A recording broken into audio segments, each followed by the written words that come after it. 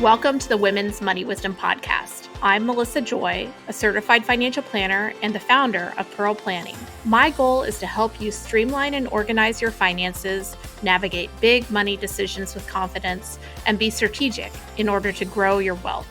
As a woman, you work hard for your money, and I'm here to help you make the most of it. Now, let's get into the show.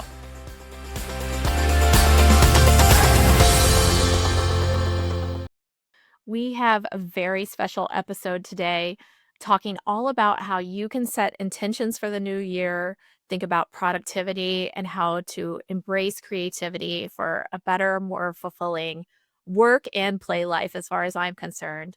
Our special guest is Dr. Natalie Nixon, who is the creativity whisperer of the C-suite.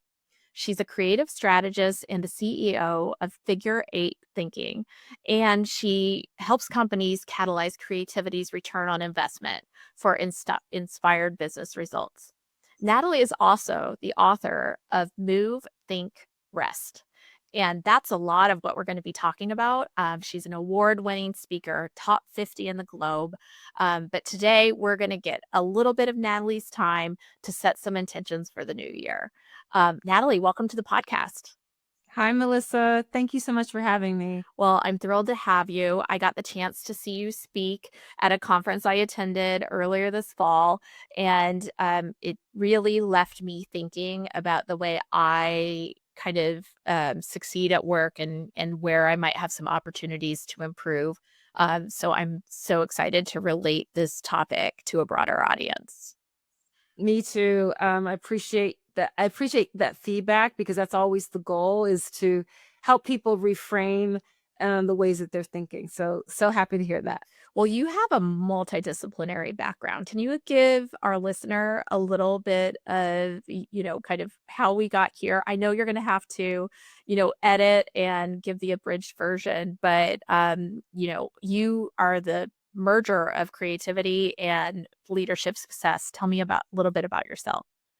Well, it's wonderful when all of the diverse pursuits that a person has done converge into adding value to the work that they do for a living. I've been fortunate to be able to do that. I have a background in cultural anthropology. I always say that that's the gift that keeps giving, because studying anthropology really equipped me with learning how to observe deeply and ask questions differently, because it's always been grounded in qualitative research. I worked in the fashion industry as a entrepreneurial hat designer when I was in my 20s, living in New York City. And then I worked for a division of the Limited Brands in global apparel sourcing, which took me to live and work abroad in Sri Lanka and Portugal, making bras and panties for the Victoria's Secret brand. And working in the fashion industry was a stellar experience, not just in building my business acumen, but understanding the value of foresight and trends. Because in the fashion industry, you know that as soon as you launch a collection, it will be knocked off. So it really keeps you on your toes. And the fashion industry is a business where people are excellent at building consumer insight based on the role of beauty, aesthetics, and desire. And there's actually a lot that other sectors like financial services and healthcare and technology can learn about that to build consumer connection and confidence. And then I was a professor for 16 years. The first 10 years, I taught the business of fashion. The last 6 years, I was the founding director of a strategic design MBA program, applied a lot of design thinking and human-centered innovation. And I started my current company, Figure Eight Thinking, as a side hustle after giving a TEDx Philadelphia talk while still a professor. Woke up a year later and realized I was having more fun with my side hustle and made the leap to leave academia. And I've been building my business, Figure Eight Thinking, ever since. And what I do at Figure Eight Thinking is to help leaders and executive leadership teams connect the dots between creativity and business ROI for more sustainable and consistent innovation. I love that. And I'm thinking about what I love about work. Actually, I was with my therapist this morning and she asked me to name the things that I value most in my job. And it really came down to creativity. It came down to things that are different every day, ways to innovate and evolve and stay modern and fresh in terms of the way we talk to people about money. And what an aha, what a surprise, because I don't think we think about what we love about what we do and really keeps us energized and productive. And so I was like, "Oh my gosh, I can't believe I get to talk to Natalie on the same day that I'm having these conversations." Uh, Well, that's a really important place to start, right? About what is not depleting us, but what is energizing us. And if you stay attuned to that, you will likely find that it's the spaces and areas in your work and in your life where you get to be creative, where you get to do a mashup of ideas and activities that have never been put together before. And where you, as you know, Melissa, the way I like to talk about creativity is this toggling between wonder and rigor to solve problems. Well, oh, that sounds intense. And so let's dig into it. You've gone to, the top, kind of the penthouses of companies and helped leaders solve problems, learn how to develop their teams, build durability and resilience in their businesses and make them stronger. There's certainly a business case for the work that you're doing. But then you've been able to relate that and relay it to a broader audience with your book, Move, Think, Rest, which came out recently. And I think should be on, people's holiday lists of gifts and to be reads. So tell me a little bit more about what you've discovered and what you think a broader audience needs to know and understand about their productivity and where they need to be focusing. I think a big takeaway I want to leave people with around their productivity is that the ways typically thought about creativity are a bit of a relic of the first industrial revolution, where the emphasis, for understandable reasons, was on output, speed, efficiencies, and outputs really. And you measure what you can see, Yeah, how which many, cogs go past that conveyor belt, yeah, right? how many cogs go past that conveyor belt, how many widgets you can produce. The challenge is that most of us do not work in that factory outputs only environment anymore. What's interesting is that two of the main vehicles that all of us use every day on a daily basis for our work, namely email and search engines, aren't even included really in today's gross domestic product numbers and the GDP numbers. So it's not really a reflection of how we work. So what I want people to consider is a different question about how they work. Instead of asking, how might I be more productive this week, or how might my team be more productive this quarter? Another question to ask is, what might we cultivate this week? What might we cultivate this quarter? And the reason that shift from only thinking about production to cultivation matters is because when we put on that cultivation mindset, it's a both and model. We value working solo as well as being part of a collective. We value quick spurts of growth. And we also understand and appreciate that slow is also a mechanism through which growth can happen. And finally, we understand that, yes, we absolutely should measure what we see.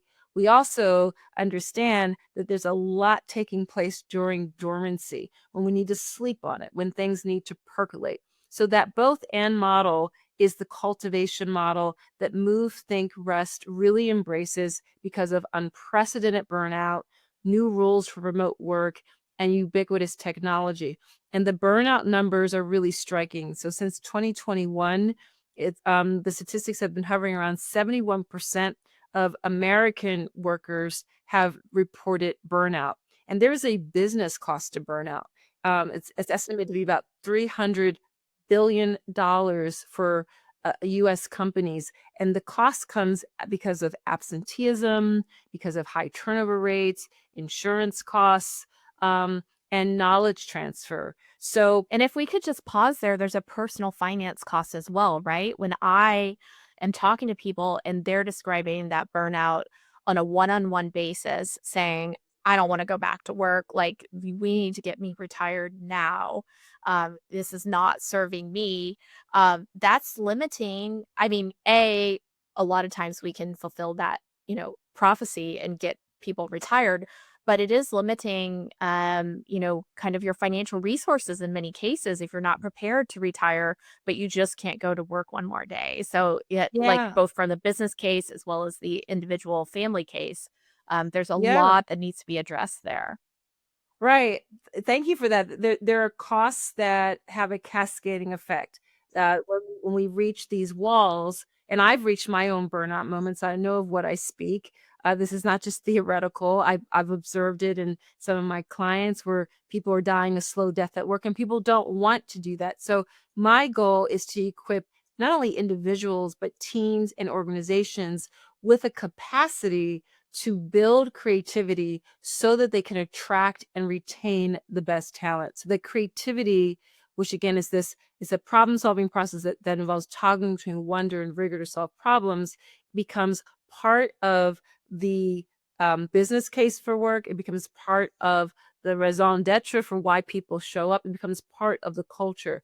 It has to start, however, on taking this moment in time, this opportunity to redesign the ways we work. So the Move, Think, Rest human operating system offers a way for us to think about building creativity as a strategic competency by thinking about movement hygiene, which is making sure that we are mobile during the day. It's not just about going to the gym, that we think about thought in terms of not only just our rational, quick thinking, decision making, clear thinking thought, but the role of backcasting and forecasting. Backcasting is about reflection and memory and metacognition, and forecasting is about imagination and inspiration and curiosity.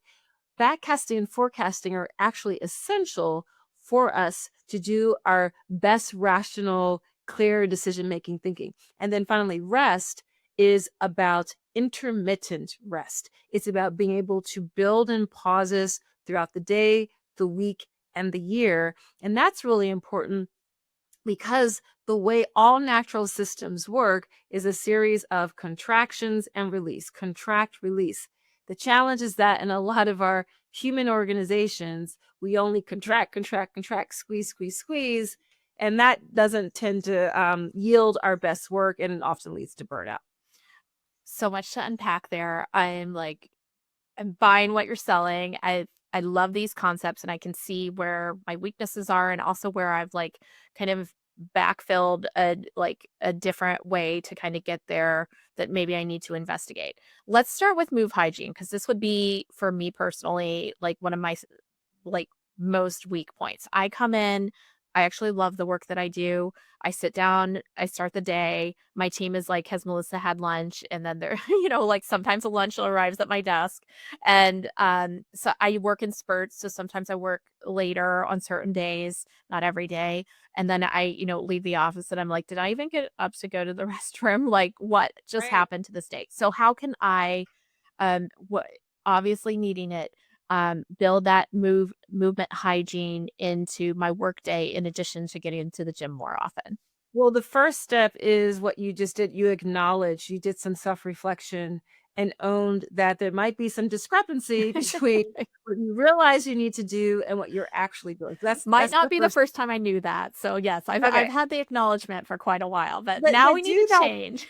do that self audit and Yeah. acknowledge that these are probably not the best habits that I'm forming. So the first part is to do that self audit. The next step is to literally build into your calendar those. I in my calendar it says buffer, and those are moments when I will, if I'm getting better at it, but I really needed in the early days of being realizing the value of this sort of thinking and working and this research, that I step away from my laptop, and it may be to empty the dishwasher. It may be to go on one of my 5 minute long walks. Here's the thing: sometimes I found that people are doing more walking because not because they don't want to, but because they have in their mind that, oh, if I don't walk for at least 30 minutes, does it really count? Does it really matter? It absolutely does. And begin to identify a 3 minute walk that you can do up and down the corridor, a 5 minute walk, and make sure that you're buttressing in throughout your day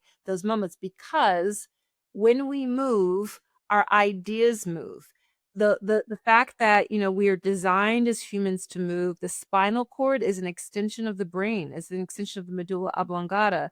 And so when we're sitting hunched over increasingly over our computers, what's happening is that blood flow is getting restricted to the brain, which means that oxygen is getting restricted, which means we're actually not doing our best thinking. Now, I don't know about you, Melissa, but for one of the ways that I begin to shift behaviors is when I can begin to a bit more logically understand what's happening. When I get that visual and it's not something I want to happen to me, that helps to motivate me to shift. So it's acknowledging there's a problem with a self audit. It's really delineating into your calendar those times to move, and then it's actually doing it and make it simple and easy for yourself.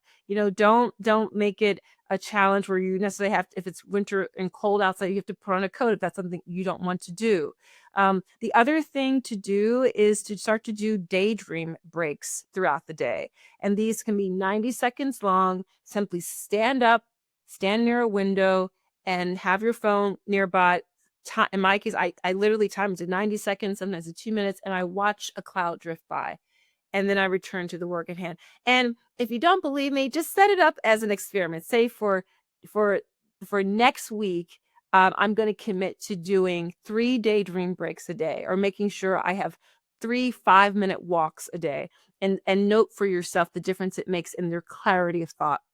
I love that. And I know how important, like neuroscientifically it is to incorporate those things. So I'm sharing with you in the audience. This is a commitment.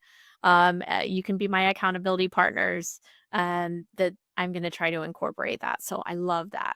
So let's move on to think, because we're so limited in time, but this is all to me a teaser.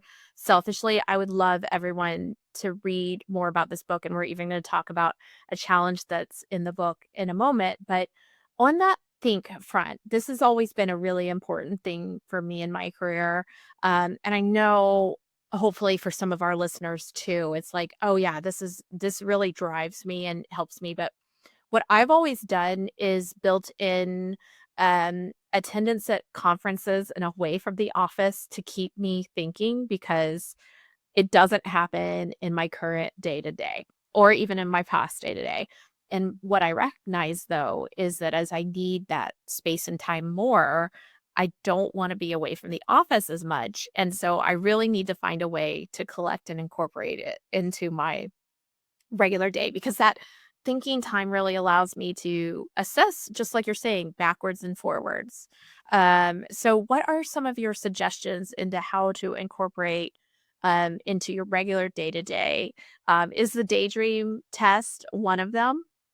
Yeah, the daydreaming task is definitely a wonderful way to incorporate some movement, some thought in terms of that backcasting and reflection. But it also, the neuroscientists and cognitive scientists call this mind wandering. So in the research, that's what they call it, mind wandering. And the studies show that when we allow our minds to do this divergent thinking, this mind wandering, it actually is activating the neural synapses that allow for later down the line the synchronicity for those light bulb moments to happen, for those aha moments to happen. So one of the things you're doing, just Melissa, just through your podcast, you get to talk with people who have a Yes. range of perspectives, right? So that's a way that you're breaking up your work week, your work day, to learn something new, to process things. But the important thing that backcasting and forecasting also help us to do is that deep thought. Sometimes the sorts of thinking that we are asked to do during the day feel a bit reactionary. They're putting out fires.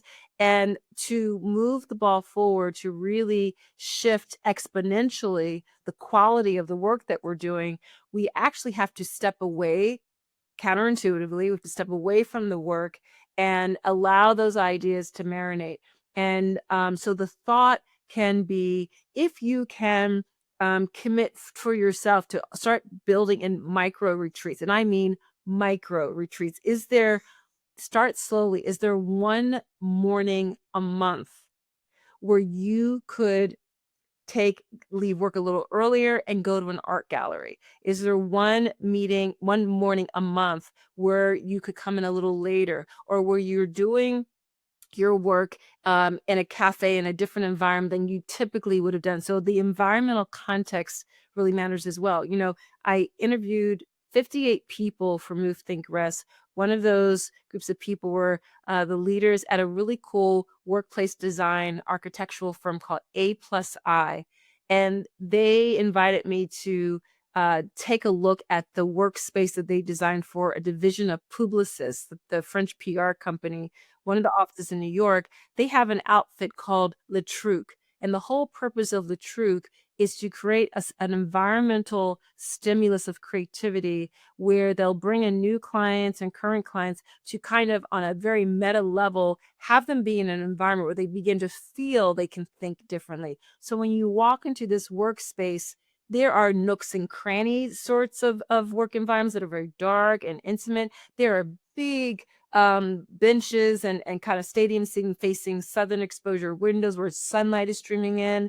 There are kind of caves and commons, but some of the walls have like a velveteen fabrication on them. So it's kind of a choose your own work adventure. It's this acknowledgement that uh, we are sense making sentient beings, and we have this biodiverse need for the environments to be and to stimulate different sorts of thinking. So placing yourself in different environment, if you manage a team, if you can mix things up and integrate play, could you have a meeting in a bowling alley, right? What sorts of, you could still have the theme of the goal of why you're meeting still present, but convene at the end of that play and discuss what sorts of ideas are coming to people about the next quarter's marketing strategy or whatever the topic is. But environment really matters, and micro retreating is a way to inch your way out of your comfort zone and to make sure that you're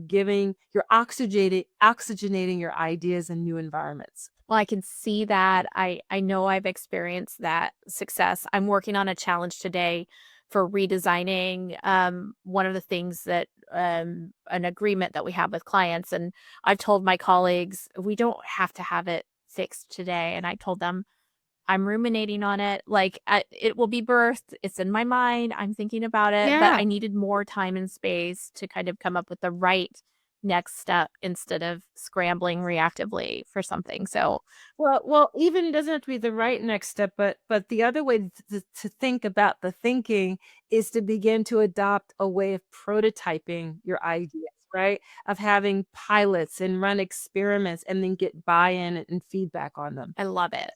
Okay, so rest. Are you saying like unlimited vacation days and just take, as much time off as possible? How can we build in rest both day to day as well as when you just need to unplug?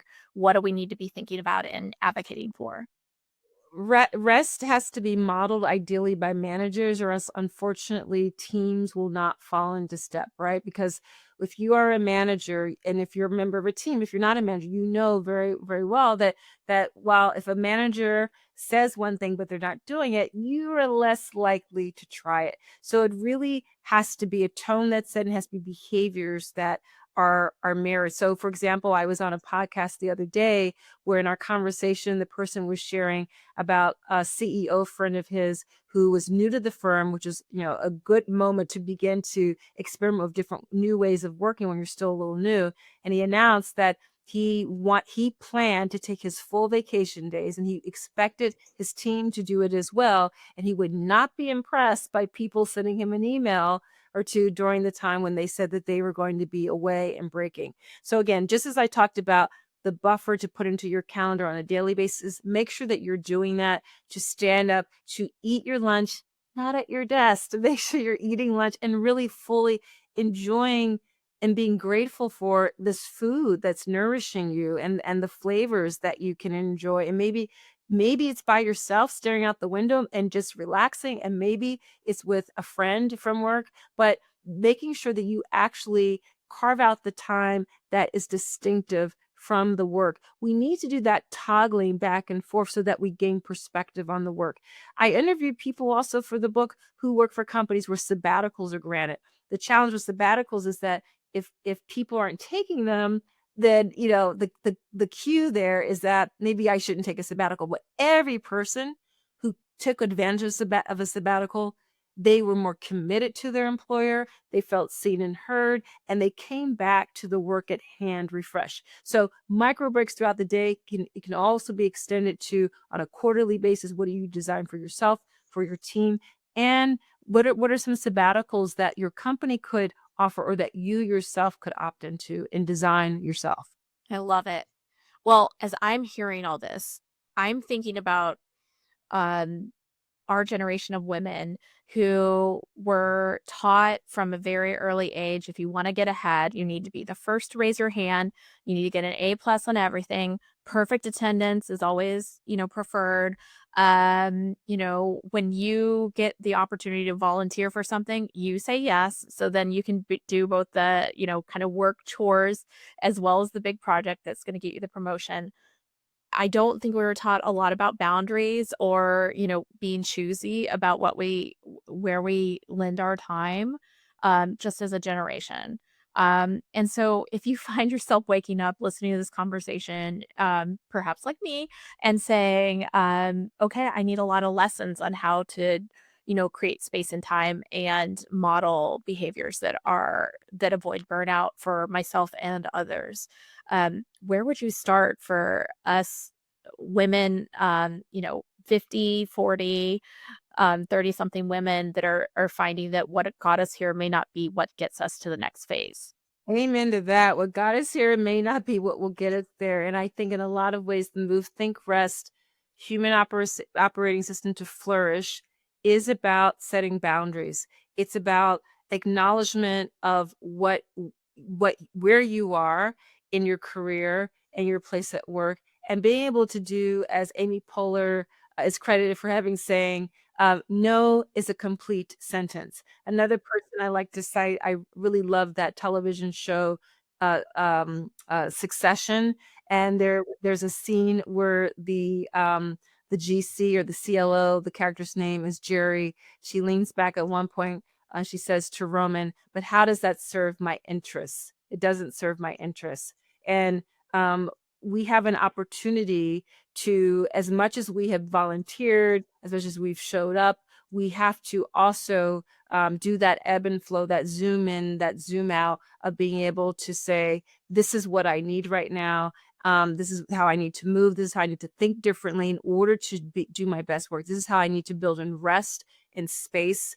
The value of liminal space is essential in this entire model. Liminal space are those spaces, either metaphorically or in life, where there's these vast unknowns. And sometimes it could be the ability to say out loud and honestly with confidence, I don't know the answer yet. I'm not sure. Let me think about it. Let me think on it. Sometimes those liminal spaces come about because of life transitions, career transitions. And even though liminal space and ambiguity can feel a little terrifying initially, all of us probably can reflect on the fact that when we are at that threshold, that crossroads of liminal space, that's the precipice of discovery. But if we just push through, if we're constantly rushing through, we're actually missing out on the opportunity to do that next leap, to backcast and mine from all of our lived and learned experiences to do better work, more collaborative work,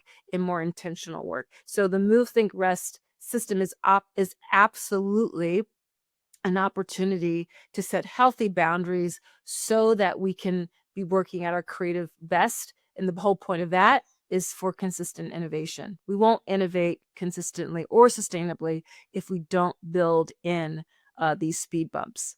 I love that. I love it for individuals. I love it for organizations. I hope there's more where that comes from for all of you. I want to leave as we're wrapping up. You have a great exercise in your book, a 60-day challenge for how to incorporate move, think, rest into your life. Can you talk to me a little bit about that? Because I feel like, with the season of intentions, this could be a great possibility of a really constructive habit forming challenge to take on. Thank you. Thank you for that. And thank you for acknowledging the 66-day motor challenge as that opportunity to reset and reframe for what's ahead. So research shows that it takes 66 times before a new behavior becomes a habit. So that's why it's a 66-day motor challenge. And each challenge, it takes 5 to 10 minutes maximum every single day to begin to rewire the neural synapses in your brain and the sentient intelligence in your body to begin to work differently. It's everything from check out a 5 to 7 minute long YouTube that will teach you something new that you didn't know, to taking a 3 minute long daydream break, to doing a dance break to your favorite music, to identifying a thought partner, uh, living or historical, who you would love to work on this project that you just described, that will help to reframe your thinking. So each one of these prompts that you'll get every single day, as you said, it's in the appendix of the book. We're actually running the challenge live right now, but you can do it with your team. It's a way to embed new behaviors, which become new habits, because your work will be fresher and much more dynamic. I love it. You're doing such great work, such important kind of game-changing work. As a fellow liberal arts major, I am such an appreciator of interdisciplinary learning, of creativity. I just love what you're doing, Natalie, and want more of it. Where can people find more about you? I'm sure there are many that want to listen to those TED Talks or, kind of watch what you're up to. Um, Give me a little bit more about where people can kind of follow you. Thank you so much.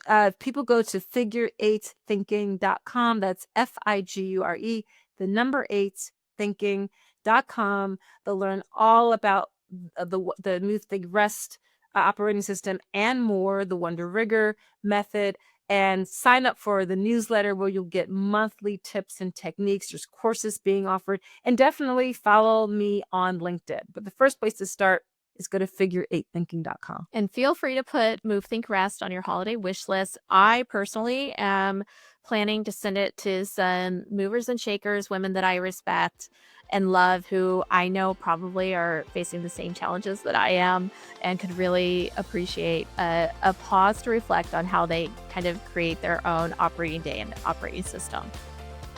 Thank you so much, Melissa. Appreciate it, Natalie.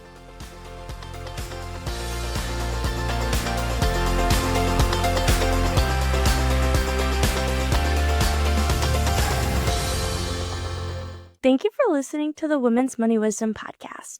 If you found value in this episode, the best way that you can support the podcast is to forward an episode to a friend or leave a review. Go to proplan.com and the podcast link to get all the resources and links mentioned. This presentation by Pearl Planning is intended for general information purposes only. No portion of this presentation serves as a receipt of or a substitute for personal investment advice from Pearl Planning or any other investment professional of your choosing. Copies of Pearl Planning's current written disclosure brochure and Form CRS discussing our advisory services and fees are available upon request or on our website platform at pearlplan.com. The information that we share is meant to educate and inspire, not serve as personalized financial advice. Everyone's situation is unique, so be sure to consult with your own financial professional for guidance that fits your life. And just so you know, the opinions shared in this podcast are Melissa's own and those of her guests. They don't necessarily represent any organizations with which Melissa is affiliated. For more important disclosures, please go to our webpage at pearlplan.com.